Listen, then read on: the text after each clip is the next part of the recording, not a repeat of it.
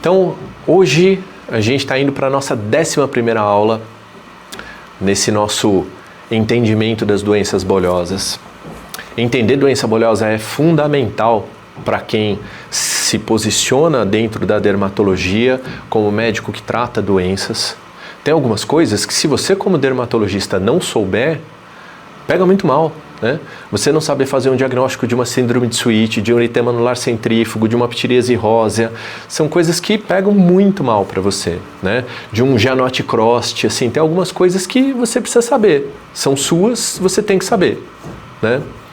E as doenças bolhosas estão nesse grupo, né? Você tem que ter ali a capacidade de olhar e suspeitar clinicamente de qual que é o diagnóstico do paciente, você tem que saber o que fazer, né? Você tem que saber que você vai prescrever uma dose de corticoide que não pode ser assim 5, 20 miligramas. Não, você viu em todas as outras aulas que a dose é consistente, assim, no geral 1 miligrama por quilo dia.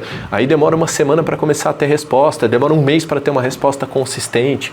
Essas coisas você tem que saber. A gente está se aproximando dos assuntos finais, né, desse nosso curso de doenças bolhosas. A gente está se aproximando dos assuntos finais. E hoje eu vou falar vou falar da dermatose bolhosa por IgA linear. Esse IgA linear tem a ver com a imunofluorescência. A imunofluorescência é linear, depósito de IgA linear ao longo da zona da membrana basal. Porque na dermatite herpetiforme, que é outro assunto que a gente vê depois, que é aquela relacionada à doença celíaca, na dermatite herpetiforme o depósito é grumoso de IgA, é no topo da papila dérmica, né? Ali onde você tem o abscesso de Pierre, cheio de neutrófilo, na dermatite herpetiforme, um monte de IgA. IgA atrai neutrófilo. Aqui não. Aqui a gente tem a IgA disposta de maneira linear ao longo da zona da membrana basal e não formando um grumo na papila dérmica. É linear na imunofluorescência. A gente tem duas formas de dermatite por IgA linear, dermatose por IgA linear, né? É uma doença que acomete pele e mucosa e tem duas formas. A da infância, que tende a desaparecer, ocorre nas dobras da criança, eventualmente periorificial na face, e a dermatite por IgA linear do adulto, né? A gente tem alguns aspectos clínicos, histológicos, imunológicos que a gente vai destacar, né? A biópsia do adulto e da criança é basicamente a mesma, mas clinicamente então é diferente. Talvez a principal característica distintiva de IgA linear da infância e do adulto é que a IgA linear da infância começa ali pelos 5 anos de idade e desaparece até a adolescência. Então, na infância, a doença começa ali nos 4, 5 anos de idade, raramente desaparece após a puberdade. Na forma dos adultos, pode ocorrer após a puberdade ou após os 60 anos de idade, pode ser uma doença de idoso, né? Nas duas formas ali, né, ocorre um predomínio em mulheres. Então você vai ter IgA contra o antígeno de 180 kilodaltons do pemphigoide bolhoso. Caramba, então o BP 180 aparece em um monte de lugar. Sim, aparece em um monte de lugar na IgA linear. Na IgA linear é o BP 180, um pedaço dele de 97 kilodaltons, que é o antígeno da agressão autoimune. Então, quadro clínico da infância: vesículas e bolhas de conteúdo seroso ou às vezes até hemorrágico, porque a clivagem é baixa. Nas dobras, periorificial na face, que pode ter uma configuração anular, arciforme. E aí, conforme vão surgindo novas lesões, né, você tem uma placa com vesículas e bolhas que vai crescendo pela periferia com novas lesões.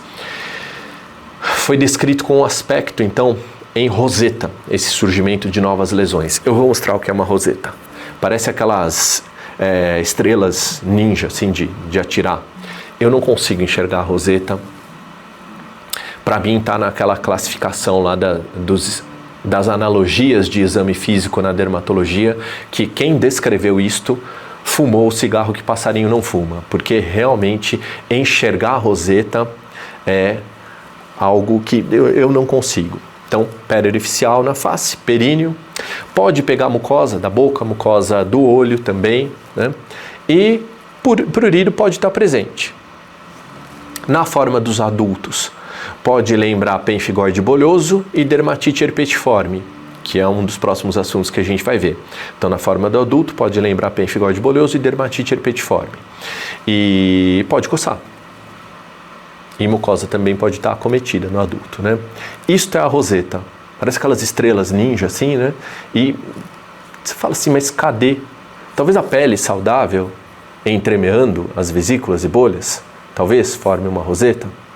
Aqui, tentei até desenhar uma estrela, assim, né? Porque eu comecei a enxergar uma estrela aqui. Eu falei, bom, até pode parecer, né? E aí tentei desenhar a estrela, parece o personagem ali do Bob Esponja. Parece que eu desenhei um personagem do Bob Esponja aqui. Não consegui enxergar a roseta. Realmente, mas é isto, né? E na forma do adulto, pode lembrar o pemphigoide. As pessoas adoram passar uma tinta, né? Uma violeta genciana, um negócio assim nas doenças, né? Violeta genciana eventualmente pode ter propriedades antifúngicas, né? Mas não serve para nada aqui para tratar uma doença bolhosa. E a gente também não usa como antifúngico no dia a dia. Lembrando dermatite herpetiforme, né? Que vai ter lesão ali na região sacral, na dermatite herpetiforme, mas aqui o depósito de IgA é linear, né? Não é formando grumos. Falei em outra aula, né, que essa imunofluorescência da própria pele, imunofluorescência direta, aqui em São Paulo dá para mandar para o laboratório do professor Gilles Landman. Tem coisas que a gente vai descobrindo na nossa atividade diária, né? E talvez você não soubesse, mesmo trabalhando em São Paulo, você se fala, meu Deus, estou atendendo um caso de lúpus, vasculite, uma doença bolhosa. Para qual laboratório que eu mando para fazer imunofluorescência direta, como procedo, onde é que eu mando, como é que é o frasco. Expliquei isso em outras aulas, né? Inclusive. Pele genital. Aqui criança, então, com lesões nos membros, né? Lembrando até uma dermatite herpetiforme. Aqui lembrando um pemphigoide, que é extremamente raro na infância, né? E medicamento aqui também pode induzir.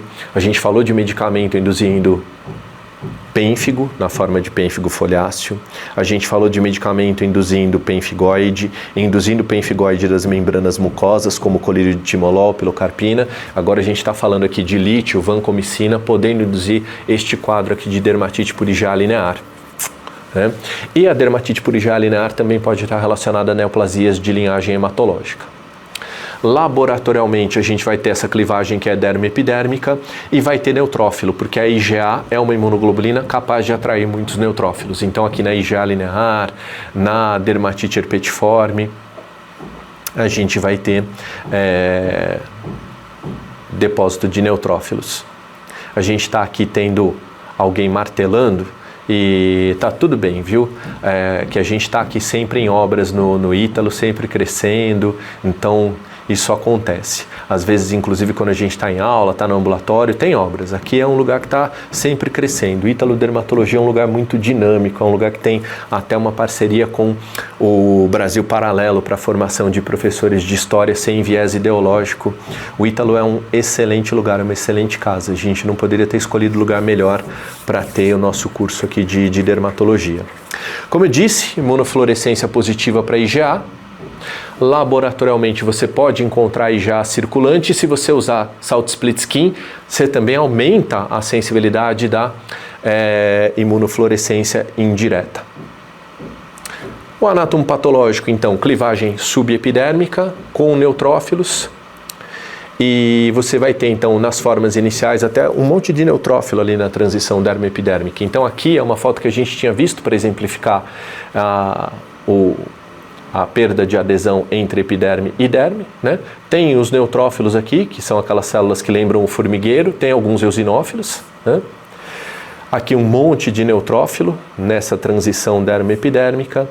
E aqui alguns neutrófilos, né, onde está começando a perder a adesão entre epiderme e derme. E o depósito de IgA linear, não é formando grumos. Diagnóstico diferencial da dermatite por IgA linear. A gente viu algumas lesões, né, que podem lembrar dermatite herpetiforme, que podem lembrar pemphigoide bolhoso. Lúpus bolhoso, epidermólise bolhosa adquirida seriam alguns dos diagnósticos diferenciais.